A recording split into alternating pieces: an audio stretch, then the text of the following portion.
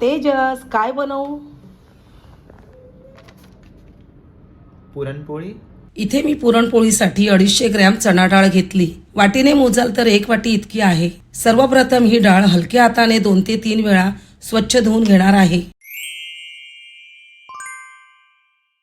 डाळ पाण्याने 3 वेळा हलक्या हाताने स्वच्छ धुवून घेतली. यात थोडे पाणी घालून डाळीवर झाकण ठेवून डाळ 15 ते 20 मिनिटे भिजत ठेवली. 15 मिनिटांनंतर डाळ पाण्यासहित कुकरमध्ये घालू. डाळ भिजत घातली तेव्हा थोडे पाणी होते. मला कटाची आमटी करायची आहे म्हणून मी यात 3 वाटी पाणी घातले. डाळीच्या वर पाणी येईल एवढे पाणी आपल्याला घालायचे आहे. डाळीमध्ये 1 मोठा चमचा साजूक तूप घालू. तूप घातल्याने डाळीला सुवासही छान येतो आणि डाळ मऊसूत शिजते. चवीपुरते यामध्ये मीठ घालू.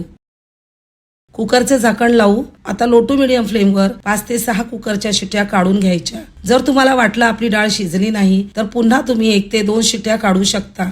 डाळ शिजेपर्यंत आपण पीठ मळून घेऊ. इथे मी 2 वाटी मैदा बारीक चाळणीने चाळून घेतला आहे. इथे पीठ चाळूनच घ्यायचं म्हणजे पीठ मोकळं होऊन हलकं होतं. तुम्ही इथे पूर्ण गव्हाचे पीठही घेतले तरी चालेल किंवा 1 वाटी गव्हाचे पीठ आणि 1 वाटी मैदा असंही घेऊ शकता. चवीपुरते यामध्ये मीठ घालू. आता आपल्याला मैदा भिजवण्यासाठी पाणी घेताना त्या पाण्यात साधारण 2 चिमूट हळद घालायची आहे. चमच्याने मिक्स करू. जर आपण पिठामध्ये हळद घातली तर खूपच गडद रंग किंवा फारच गडद पिवळ्या रंगाच्या पोळ्या दिसतात.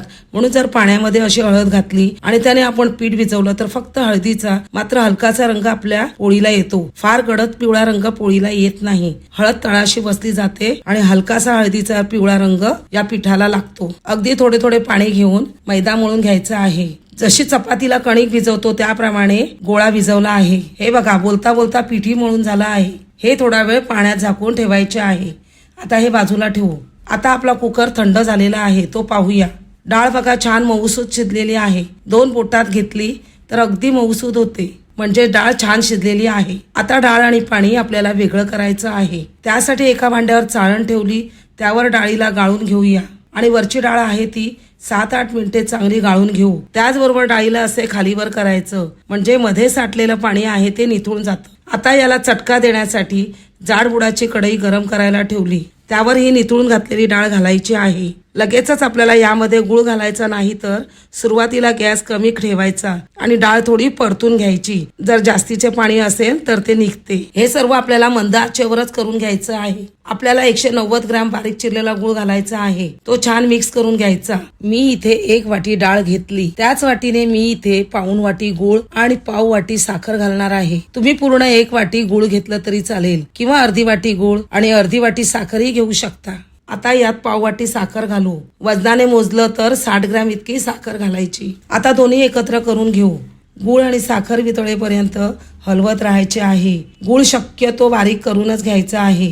गॅसवर ठेवल्यानंतर गुळ आणि साखर वितळू लागेल आणि पुरण आपलं थोडंसं पातळसर होईल तर त्याला आपल्याला मंद आचेवर सतत हलवत घट्टसर होईपर्यंत परतत राहायचं आहे. नवशिके असतील त्यांच्यासाठी पुरण तयार झाले आहे कसे ओळखायचे? जोपर्यंत पलेता पुरणामध्ये घट्ट उभा राहत नाही तोपर्यंत पलेताने हलवत राहायचे आहे. तुम्ही बघू शकता हे घट्ट होत आलेलं आहे. जवळपास 10 मिनिटांनंतर हे घट्टसर झालेला आहे. हा पलेता पुरणामध्ये उभा करून बघू. हे पहा पलेता घट्ट असा उभा राहिलेला आहे. आता यात 7 ते 8 केशराच्या काड्या घालू. यामुळे संपूर्ण पुरणाला केशराचा स्वाद आणि रंग खूप छान येतो. त्यानंतर 1 टीस्पून वेलची पावडर, 1 टीस्पून जायफळ किसून घालू. 1 चमचा तूप घालू आणि मिक्स करून घेऊ.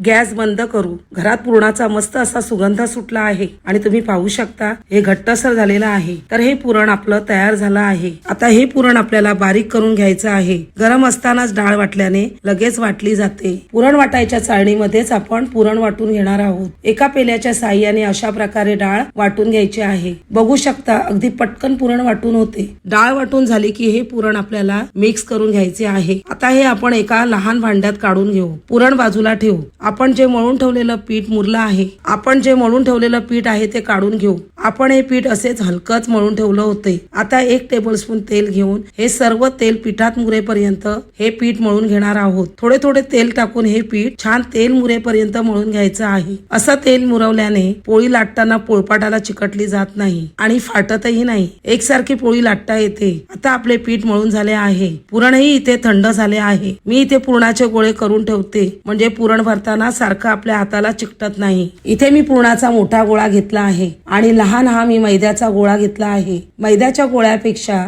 डबल मी पुरणाचा गोळा घेतला आहे। आता लाटण्यासाठी मी मैदाच घेणार आहे। तुम्ही तांदळाच्या पिठीचा वापर केला तरीही चालेल। कडेने ही पारी पातळ करायची आणि मध्यभागी थोडीशी जाडसर ठेवायची। आता पुरण भरताना अंगठ्याने पीठ वर उचलत जायचे आणि एका हाताने पुरण आतमध्ये हलकेसे दाबत जायचे। अंगठ्याने हळूहळू पीठ उचलत गेलं की बरोबर हुंडा बनवून तयार होतो।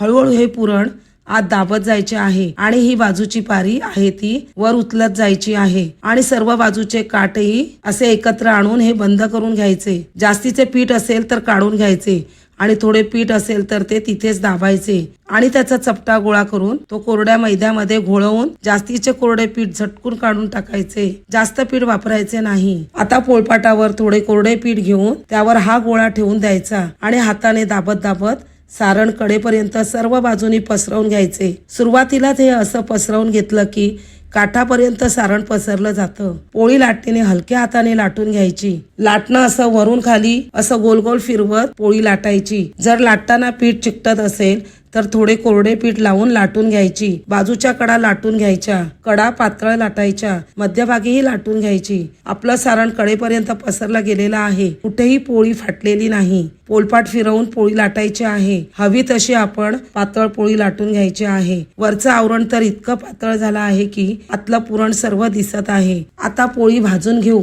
लाटण्यापूर्वीच मी तवा मध्यम आचेवर गरम करायला ठेवला होता, त्यामुळे तवा छान असा गरम झालेला आहे। मंद आचेवर गॅस करायचा आहे। तव्यावर पोळी घालू। हे असे हलकेसे बुडबुडे आले की पोळी शेकली आहे का पाहून घ्यायचं, कारण आपण पोळी एकसारखी उलटणार नाही। आता पोळी पलटून घ्यायची। वरून भरपूर तूप किंवा तेल घालून पोळी छान अशी खरपूस भाजून घ्यायची। पोळीच्या खालच्या बाजूलाही तूप घालायचे आहे। बघा किती टम्म फुगली आहे पोळी। पोळी नाजूक आहे त्यामुळे पलेता लावला की बऱ्याच वेळा पोळी फुटण्याची शक्यता असते। आता पोळी मस्त अशी दोन्ही बाजूनी शेकवून झाली की मगच टोपलीमध्ये काढून घ्यायची। आता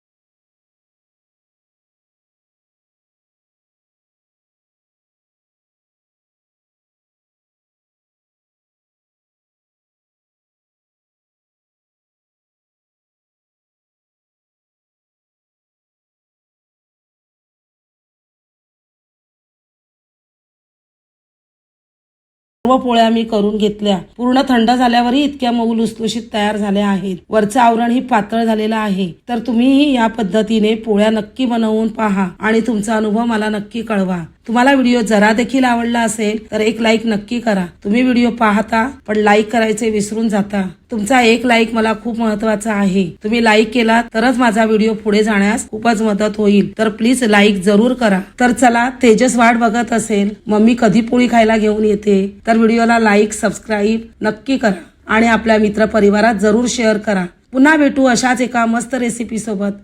धन्यवाद।